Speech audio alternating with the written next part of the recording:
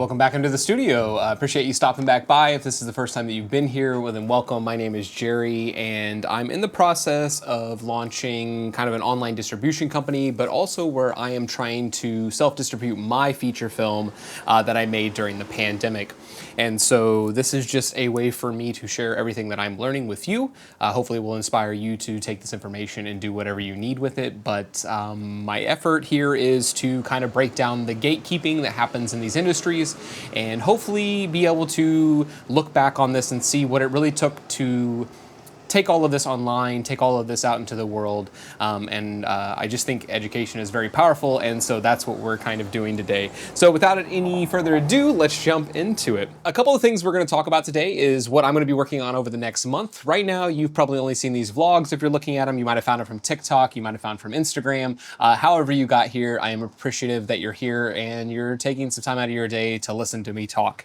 And so I am a teacher, and so first and foremost, I wanna make sure that this is all accessible. And I also want to make sure that if you wanted to be able to do this, you could use this kind of as a roadmap, the good and the bad that comes along with it. And so today what we're going to be talking about are the new segments that I'm going to be putting together. My goal is to try to get this onto public access TV, which I know sounds kind of strange. I'm in the process right now of reaching out to public access networks and trying to figure out what that entails. When I was in college, I was the president of our local access TV station in the basement of our college. And it was a really rewarding opportunity to be able to not only help students at that time, because I was a student, but some of us ended up going on to actually doing this for careers. And so there were people down there that were just learning how to use a teleprompter and learning how to write and all of those kind of things in journalism. And they were able to actually turn that into a profession, which I think is awesome. And I think we just need more of those kind of things.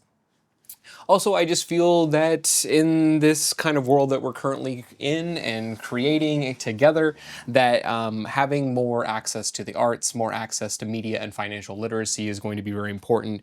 And so if you've been coming here for a couple of weeks and listening, I told you last time that I'm going to go through my journey as a filmmaker in the next couple of weeks. So make sure you like, subscribe, all those kind of things. And if there's anything specific you would like to learn or hear about throughout that process, drop a comment below so I will make sure that that is available.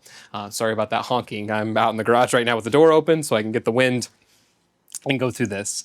But I'm going to go through the different shows that I'm putting together, all of the things that I have for the goals for those. And this is a way, like I said, to keep me honest, but also to be able to have this available for you if you decided you wanted to try something like this.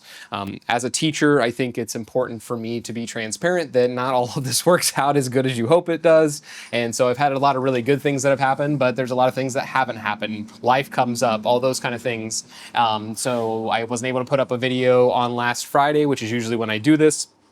But I think just being present is really nice. And so I was able to go spend some time with family and friends and meet some of my friends' kids and be able to go to weddings over the last week. And so I think make sure that you're living your life and not just absorbing yourself in everything that you're doing. So life goes really, really fast. And I am glad that I'm able to be present right now and be part of that.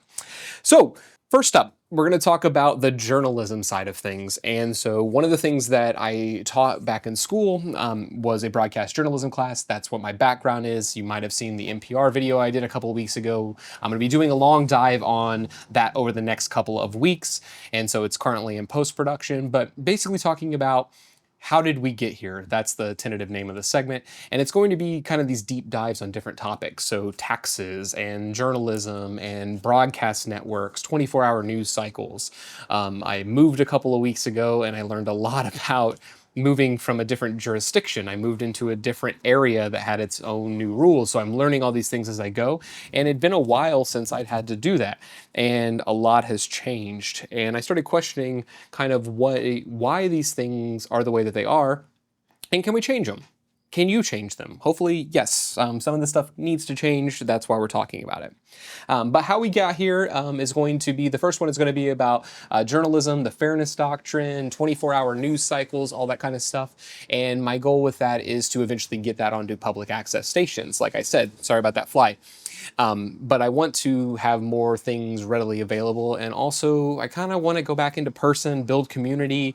And I think the pandemic really took that away from us. And we all kind of locked into our own echo chambers. And I just don't think that is I don't think that's going to be fulfilling moving forward. So I think you should talk to your neighbors.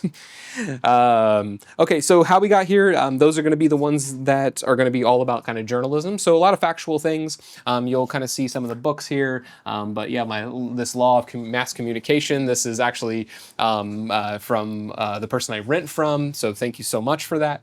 And this is actually around the time that the Fairness Doctrine was still around. So this is an older book, but I wanted to compare it against what I was taught in college.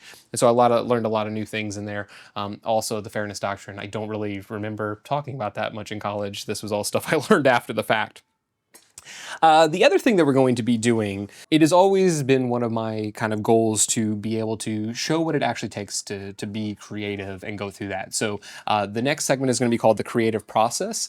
And it's hopefully it will open up to you if you are feeling like I'm not creative, I don't even know what that is, but also students, younger, older. I realized when I put some stuff on TikTok that I have an audience that is coming to me that is over 55 right now. So it's actually like my parents, which is kind of cool.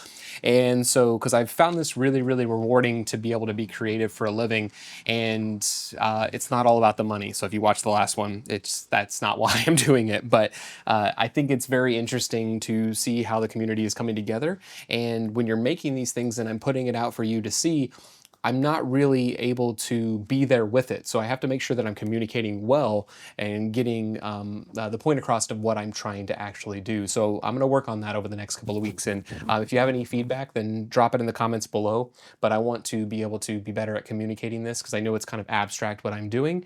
But as I'm able to go through these week by week, I can refine it, the things that I'm able to do, and be able to jump in there. So, but the whole goal with that is encouraging you to finally go out and create. Okay, so I had to back up the memory card, but we're back in. The next chunk of things that I want to work on are some tutorials and ways to empower you to be able to go out and do these things with programs that don't necessarily cost an arm and a leg. If you already have editing programs, then great, you can get started on those. But I realized when I was teaching, not everybody is going to have access to Adobe when it has a monthly subscription fee. Not everybody is going to have access to a laptop where they'll need an operating system to do this. So be it CapCut, be it any of these online platforms like Video, also DaVinci. DaVinci has a free program version of their Resolve so you can edit without paying the full price. Once again, there's a lot of things that are not included with there, but we're going to go through that and I'm going to put some tutorials together because I think that is a great place to start if you're trying to get off of your phone and you're trying to create. Also, if you're just a small business owner or any of those things, I think it's an important tool for you to have as well because you're going to have to get marketing videos and things like that. You might be leaving a lot of information on the table and a lot of reach on the table that you could be using through social and things like that to be able to communicate the way that I'm communicating with you today. So we're going to be putting those together over the next couple of weeks, editing everything together. So I'm starting with DaVinci. You can watch the Premiere and Lightroom tutorials that are already in here. Those were done in my other studio. And so we'll be putting those together. If there's any other programs or any other kind of tools about basic camera operations or anything like that, I want to have a whole kind of subset of basic tutorials that are free. So people like you can be able to create without worrying about that. Don't pay somebody to teach you how to edit. It takes like 5 minutes. All right. This is one that I'm very excited about, but I'm also extremely nervous about because I've only been doing these live to tape and editing and post. And so, but what I think is, I want to make sure, like I said, that there is a community aspect to this. I don't want to just be working alone in my garage despite everything that has happened. So what I'm going to do is I'm currently in the process of rigging this all up to be able to do this live. And I want to try to get a kind of maybe every other week, maybe once a month at first, but I want to start creating with you. So I'd be able to do this, we'd be able to edit, we'd be able to write, we'd be able to create photography, whatever we're doing, and we'd be able to do it kind of together so I could interact and we could learn from each other. So there might be something that I'm doing that you're wondering a little bit more in depth and you'd be able to actually ask a question as it comes up. And so I want that to be available hopefully in the next month. So there would be another aspect of that, that once a month we're kind of creating together. Nothing really strenuous or crazy, but I do have to figure out all the technical aspects of it. So how to live stream the computer, how to live stream this. If you have any suggestions on any of that of platforms that you like, I'm probably going to do it here on YouTube, but I've also had people be like, oh, well, you could live edit on Twitch. That would be kind of cool. And so, but I kind of want to keep it here so it's open to as many people as possible. And you can watch it kind of anywhere in the world. So if there's a time that works as well, I'm trying to work that out for time differences. I'm on the West Coast, but I want to be available for the East Coast. I don't want to be doing this at like midnight your time, so you can jump into it. But those are going to be coming up over the next month. I think that'll be probably kind of the first week of September after the holiday, and we'll be able to jump into that.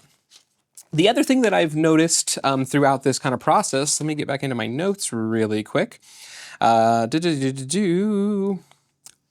Oh yeah, I thought this was really interesting.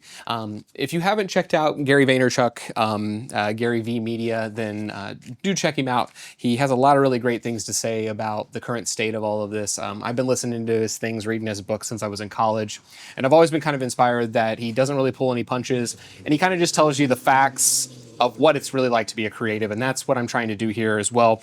Like I said, I've been doing this 15 plus years, and never really had anybody that would just be candid with me that was usually above me, if that makes sense. So I'd be working right here, somebody on the next step up. There was always like this gatekeeping of not telling, you know, what the reality of those kind of situations were. As I climbed up, I realized that most of the stuff that they were holding on to really wasn't that big of a deal. And you'd still have to use that skill or, you know, whatever you were getting from that, and you'd have to still be able to find a way to do that. So this is actually from the local access station. Here you go. Hello, this is Jerry. Went to voicemail, so we'll see what happens. As I would climb those ladders, I realized that some of the things that were getting gatekeeped were just really not that big a deal. And if that was the only reason to hold that information was that I couldn't get to this level, then it was just really strange to hear all those things that have been put in my put in front of me as like roadblocks. One of the things that was really important to me whenever I started Bronson Creative was to take away all the gatekeeping. I realized as I kept getting further and further along in this career that there were just some things that were hidden from people that were coming in that were put behind gates, paywalls, things like that. And I never really understood why. In my opinion, I think it would be better to be able to get more people into the conversation. It would make the videos better. It would make the films better. It would make the writing better. It would make all of these things better because now we have more voices. We have more people that are challenging what this art form is. So it never really made a lot of sense to me. And now that I've been doing this for so long, most of this stuff should be readily available. So why should we make it harder for somebody to try to live this creative life or try to live a life that they actually love and bring more joy into the world? Why would that be a bad thing? I just don't understand it. So in doing all of this, it is my goal to be able to try to give some of these things back, especially these things that are very, very readily accessible. I enjoy the creative process. I enjoy everything about it. I enjoy the failure. I enjoy how hard it is. I enjoy the people that I meet along the way. I enjoy the things that I create that I never show. And I think if we can start rewiring this narrative around creative life and just around being happy and alive, I just think that the world would be better. I don't think we need to be so angry all the time. I don't think that we need to be so... I don't think that we need to hide everything that we know from other people or make everybody pay for everything. Like I said in the last video last week, if time is money and all we're trying to do is get money to get more time, then that loop will just keep going. So what is it really that you want? What is success to you? What is your definition of success? If you're afraid of failure, why are you afraid of failure? Are you afraid of failure because somebody told you to be afraid? Or are you genuinely afraid of what will come with that?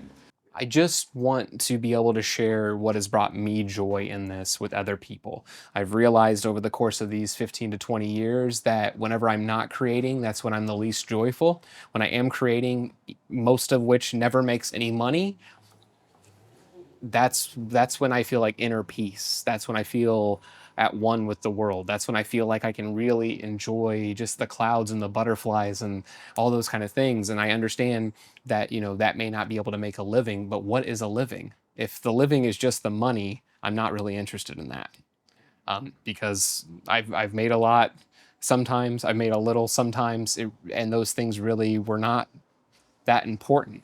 Even when I started out and, I had 60, 70, $80,000 worth of student loan debt and credit card debt and all those kind of things, it didn't matter how much money I made. That stuff was kind of still there most months because of these kind of infrastructures that we've built. So if you know a secret, and not even a secret, if you just know something about something, share it with people. Because remember how it made you feel when you didn't know that. And then when you found out how easy it was to fix that problem, share it.